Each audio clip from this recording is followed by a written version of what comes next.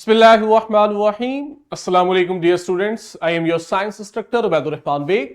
हम प्लांट और animal cells को पढ़ रहे हैं। आज प्लांट सेल्स को पढ़ने से पहले मुझे उम्मीद है आप सब ने अपने क्लासरूम में ब्रिजिंग एक्टिविटी परफॉर्म कर ली है और इसमें हमने सिर्फ उन्हीं स्ट्रक्चर्स को हाईलाइट किया जिन्हें हम इजीली अंडरस्टैंड कर चुके हैं।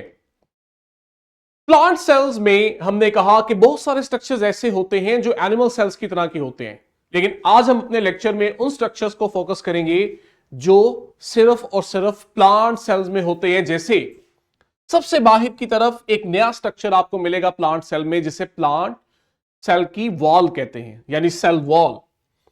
इनर साइड पे हमें दो बहुत प्रोमिनेंट स्ट्रक्चर मिलते हैं, एक बड़ा सा वैक्यूल और एक ग्रीन कलर का स्ट्रक्चर क्लोरोप्लास्ट।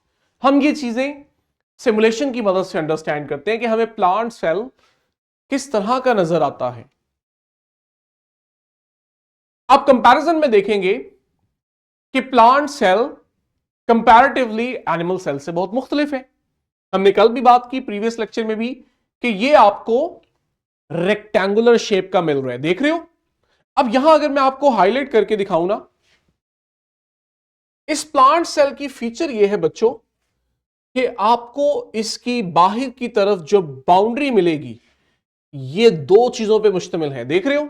एनिमल सेल में सिर्फ और सिर्फ सेल मेम्ब्रेन थी, लेकिन प्लांट सेल में बाहर की तरफ एक और स्ट्रक्चर होता है जिसको हम सेल वॉल कहते हैं, और ये बहुत रिजिड स्ट्रक्चर होता है। इसी रिजिड स्ट्रक्चर की वजह से हम देखते हैं कि प्लांट सेल हमें रेक्टेंगुलर शेप में मिल रहा होता है, यानी एक फिक्स शेप का होता है। सेकेंड इंपॉर्टेंट चीज बच्चों नोटिस करो, ये एक बड़ा सा वैक्यूल जो कि एनिमल सेल में नहीं था, और थर्ड पे आपको यहां नजर आ रहा है एक ग्रीन कलर का स्ट्रक्चर जिसको हम क्लोरोप्लास्ट कहते हैं। यहां देखो ऊपर भी लेबल किया हुआ है, मैं भी आपको इसको हाईलाइट करके भी दिखाता हूं। तो हमारे पास सबसे बाहर सेल वॉल थी, अंदर की तरफ आए तो हमें एक बड़ा सा वैक्यूल मिला। वैक्यूल के अंदर बहुत सारी यूजफुल चीजें भी और वेस्ट को भी स्टोर किया जाता है, और ये प्लांट की शेप मेंटेन करने में भी हेल्प आउट करता है। इसी तरह जो क्लोरोप्लास्ट है बच्चों, ये हमें ग्रीन कलर का नजर आता है, और इसी की वजह से हम कहते हैं हमें प्लांट्स ग्रीन नजर आते हैं। बच्चों ये ग्रीन पता है क्यों नजर आते हैं? उसकी वजह यह है कि इसके अंदर ग्रीन कलर के पिगमेंट्स होते हैं जिन्हें हम क्लोरोफिल कहते हैं। ये ग्रीन पिगमेंट्स क्लोरोफिल ही वो स्ट्रक्चर्स हैं जो सनलाइट को एब्जॉर्ब करते हैं, और इन्हीं की मदद से हम कहते हैं लीव्स में फोटोसिंथेसिस होती है, यानी लीफ अपना फूड खुद प्रिपेयर कर रहे होते हैं।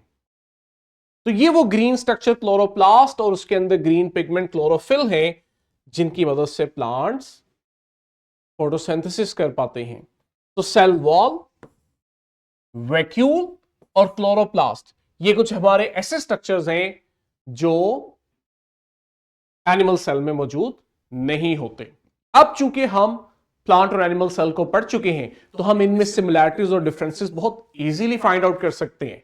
यहां आपके पास स्क्रीन पे वो स्ट्रक्चर्स दिए हैं जो सिर्फ एनिमल सेल्स में होते हैं, और वो स्ट्रक्चर्स जो सिर्फ प्लांट सेल में होते हैं वो आपकी राइट साइड पे हैं। और बॉटम में जब आप देखेंगे तो आपको अपनी किताब पर दोनों सेल्स की सिमिलैरिटीज मेंशन होंगी। इसे आपने पढ़ना है, अंडरस्टैंड करना है, मेमोराइज करना है। लास्ट पे हम फॉर्मेटिव चेक में आज के लेक्चर से रिलेटेड क्लास वर्क करेंगे। मजीद प्रैक्टिस के लिए हम प्रैक्टिस बुक पर मौजूद बी लिफ्ट 1.2b पे भी आएंगे, और लास्ट पे थ्राइव हमें अगेन प्रैक्टिस बुक के ऊपर मौजूद बी लिफ्ट 1.2b पे मौजूद मिलेगा। Do your formative check and thrive well. कल हम यही से बच्चों कंटिन्यू करेंगे। टिल देन, अल्लाह हाफिज।